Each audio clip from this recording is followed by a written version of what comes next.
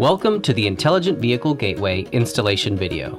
This video provides an overview of how to install an Intelligent Vehicle Gateway system, plus system verification and troubleshooting highlights. If you have questions that are not addressed in this video, please refer to the installation and troubleshooting guide for further assistance. You can download a PDF version of the guide or order a hard copy from the customer portal located online at customer.omnitracs.com. The Intelligent Vehicle Gateway, or IVG system, contains 4 components: the IVG, a power I/O cable, a RAM mount and backing plate, and the IVG holster. To perform the installation, at minimum, you must have crimpers, diagonal wire cutters, wire strippers, Phillips number 2 and slotted screwdrivers, number 10, 20, and 25 Torx drivers, a volt ohm meter, flush cutters, and a flashlight or drop light. Remember, additional tools may be needed to remove dash panels for cable routing or if you install optional accessories.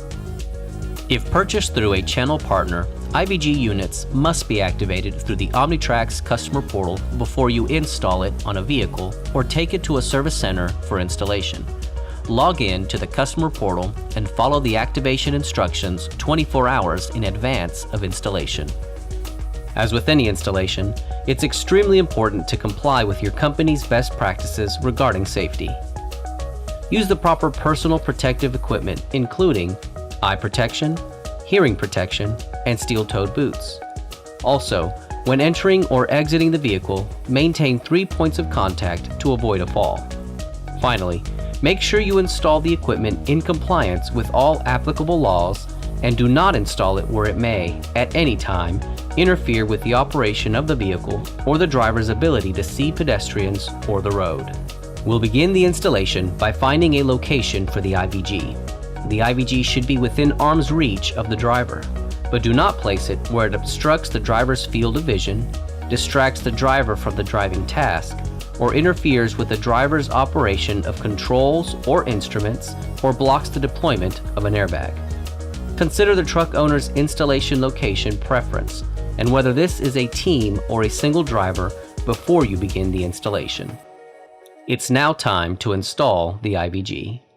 You need both the IVG holster and RAM mount for this step. The RAM mount attaches to the dashboard using the provided backing plate and screws for support. First, remove the section or sections of the dashboard to gain access to a flat surface where the backing plate attaches behind the dash. Verify that there is nothing behind the mounting surface that might be damaged by drilling holes.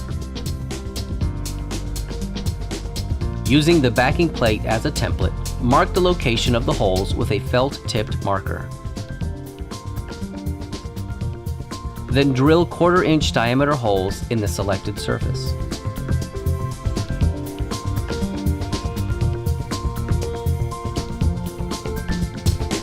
Attach the RAM mount ball joint to the dash using the supplied 832 screws, lock and flat washers, and backing plate. Then attach the other RAM mount ball joint to the IVG holster using supplied screws and lock washers. The supplied screws for the holster are 1/2 inch long. Do not use screws that are too long or they will protrude through the holster.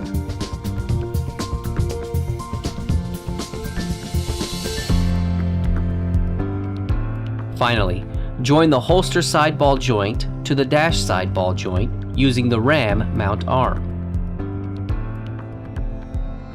To adjust the mount, loosen the knob and move the holster to the desired position, then tighten the knob.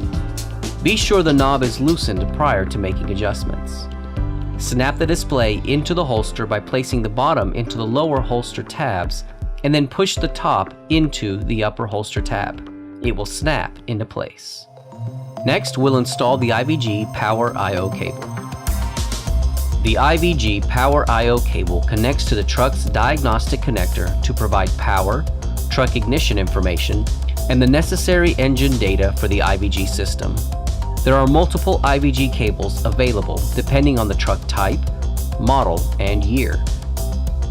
Those cables are a 9-pin flange used on most 2006 and newer trucks, a 6-pin used on most 2005 and older trucks, a 9-pin screw-on nut used on late model PAC-R, Kenworth, and Peterbilt trucks, OBD2 style used on Volvo Mack trucks with Volvo or Mack engines manufactured in 2013 and later, Hino used on late 2011 year and newer Hino trucks, 9-pin Type 2 connector used on 2016 and newer model trucks with green diagnostic connectors.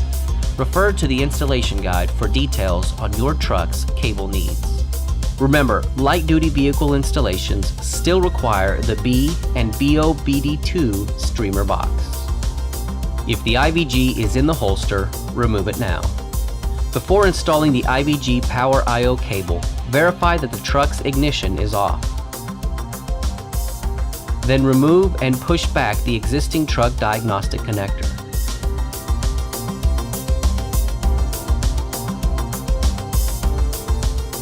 Verify that the connector is clean of debris and there are no bent pins. Place the unused end of the Power I/O cable into the truck's original diagnostic plug location. Attach the Power I/O cable connector to the truck's diagnostic connector. Verify that the outer ring is twisted and clicks into place. Then pull test the connector.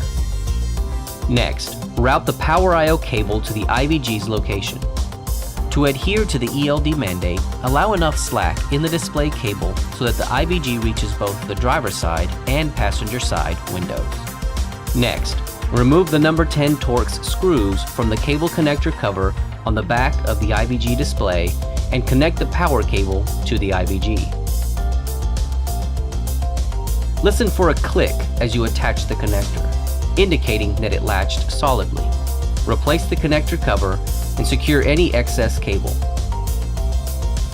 Ensure that excess cable is secured and does not interfere with the operation of the vehicle. Cable should not cause a tripping hazard.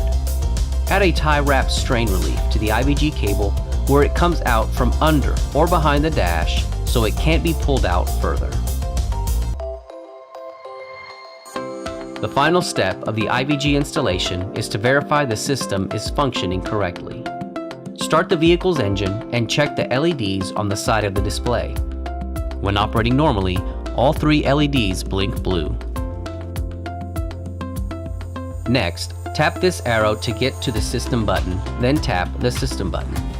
On the diagnostics screen, tap the Run All button and confirm that you see the appropriate green check marks. If the test passes, a green check mark displays. If the test fails, a red X displays. For the IVG to be ready for use, at minimum, green check marks must display next to cellular signal strength, cellular end-to-end, GPS fix, and core data items. When the Run All test is acceptable, send a message from the IVG.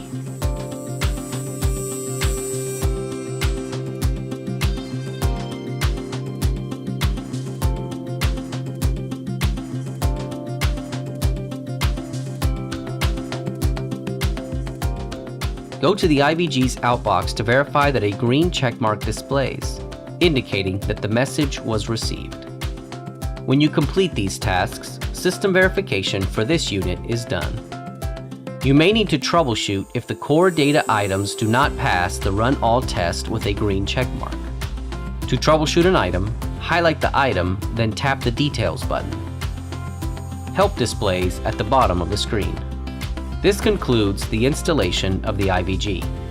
Remember to refer to the installation and troubleshooting guide for detailed information on installation and troubleshooting procedures, as well as all cautions and warnings. Information on obtaining additional assistance is also contained in the guide. For more information on the Omnitracs IVG, please visit us on the web at customer.omnitracs.com.